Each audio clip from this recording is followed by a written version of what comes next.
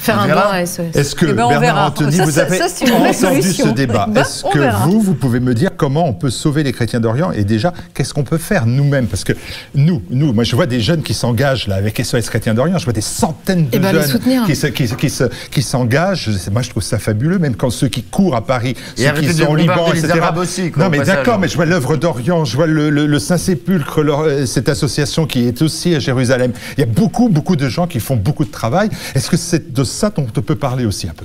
Oui, on peut en parler. Moi, je crois que j'ai derrière moi l'expérience de Chrétienté Solidarité qui fait vivre aujourd'hui environ 400 enfants orphelins ou malheureux dans la continuation de ce que nous avions fait pendant la guerre du Liban, où tous les 6 mois, j'allais avec des jeunes gens aussi, mais j'admire ce que fait SOS Chrétiens d'Orient, j'appuie totalement ce que fait l'aide à l'Église en détresse de notre ami Marc Fromager.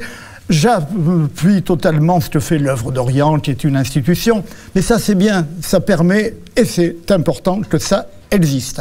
Et cela, c'est très ancien. C'est l'œuvre, au fond, de solidarité des chrétiens d'Europe, d'Occident.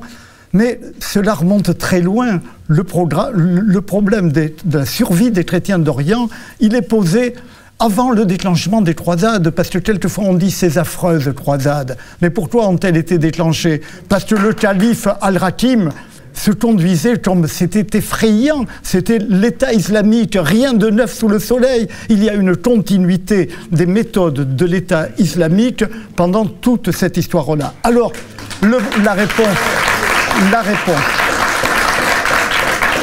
réponse est politique d'abord. Le caritatif, oui, et c'est ce que je fais, je serai à Beyrouth d'ici 3 semaines, je pense. Le caritatif, oui, mais le problème est politique. Et là, il y avait des puissances européennes qui avaient signé des capitulations, ça ne veut pas dire capituler, c'était des traités, donc avec l'Empire ottoman. François Ier, qui pourtant avait fait, lui, des erreurs en accordant une partition donc à Toulon, donc à Frédéric, à Barberousse, mais donc François Ier tout de même disait au sultan « Je suis votre ami, mais ne touchez pas aux chrétiens ou je vous ferai la guerre ». Ensuite, Louis XIV maintient cela « Je suis votre ami, mais ne touchez pas aux chrétiens ou je vous ferai la guerre ». Sans les puissances protectrices, Napoléon III, alors arrivent les massacres de 1860. Sous les sultans, bien sûr, les premiers massacres. C'est pas Mustafa Kemal qui a fait les premiers massacres, c'est sous Abdul Hamid II, les premiers massacres d'Arméniens, d'Assyro-Chaldéens. J'ai fait pour cela un petit livre mémoire, le génocide arménien. Mais donc là, la France est capable d'envoyer en 1860 une escadre de Toulon à Jounier. Je chantonnais l'histoire, j'allais dire jour par jour. Et là, notre armée va pouvoir venir dans le Chouf, dans cette belle petite ville d'El Kamar, 2500 femmes violées, enfants crucifiés sur les portes, et des imbéciles ignares osent nous dire l'État islamique c'est nouveau, c'est une monstruosité nouvelle. Je peux parler 5 heures de temps sur cette continuité de massacres abominables. Mais il y avait...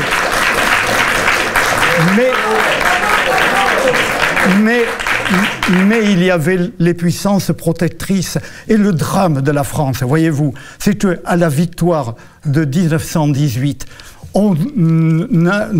la France obtient le mandat, ce qu'on appelait le mandat français sur le Levant. En gros, le Liban et la Syrie. Je dis bien en gros parce qu'il faudrait redessiner cela.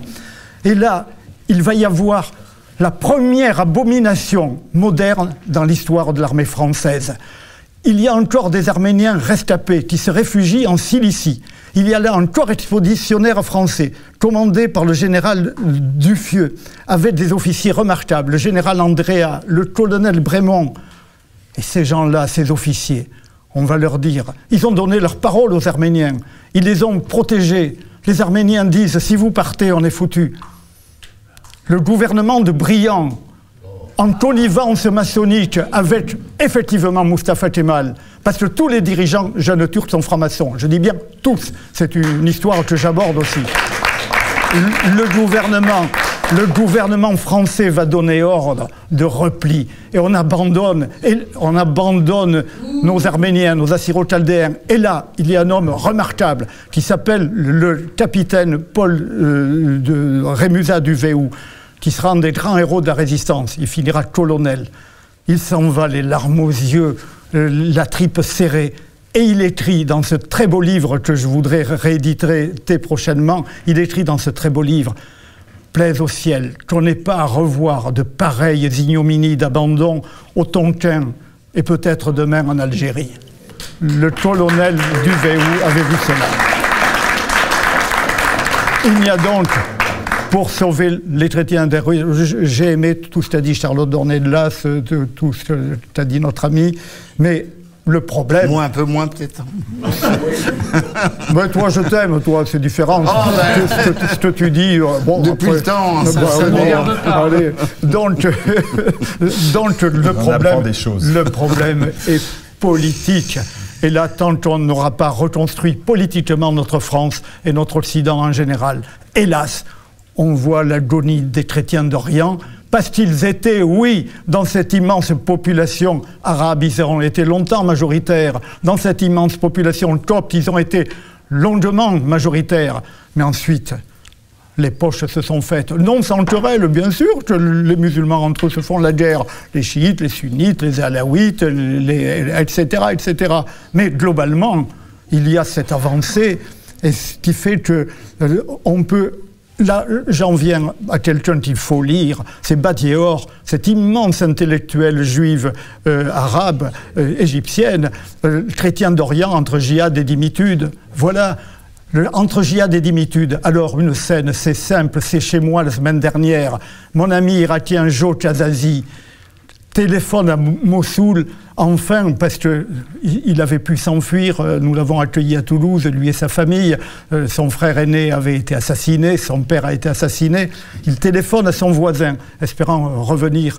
Et son voisin lui dit quand même, dans Mossoul libéré, « Non, tu ne reviendras pas, mais j'étais ton ami. » « Non, mais t'as pas payé la jizya. Hein, c'était amis, c'était le rapport de force, mon vieux. Mais si tu reviens, il faudra payer la jizya. La jizya, je rappelle, c'est l'impôt que la charia prescrit aux chrétiens dans tous les États qui appliquent la charia d'une manière plus ou moins dure.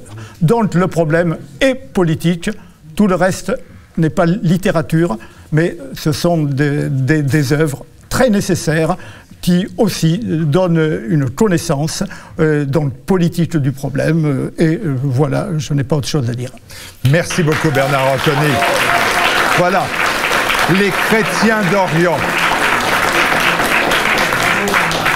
Les chrétiens d'Orient préfèrent les horribles dictatures à l'islam modéré. C'est une référence peut-être à la Syrie.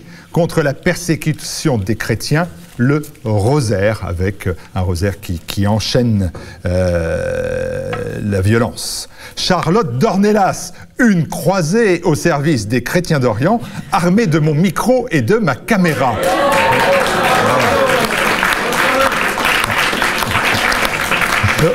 Et c'est encore pire comme dessin. Bernard Anthony, prêt à repartir en croisade, mais pas avec seulement le chapelet.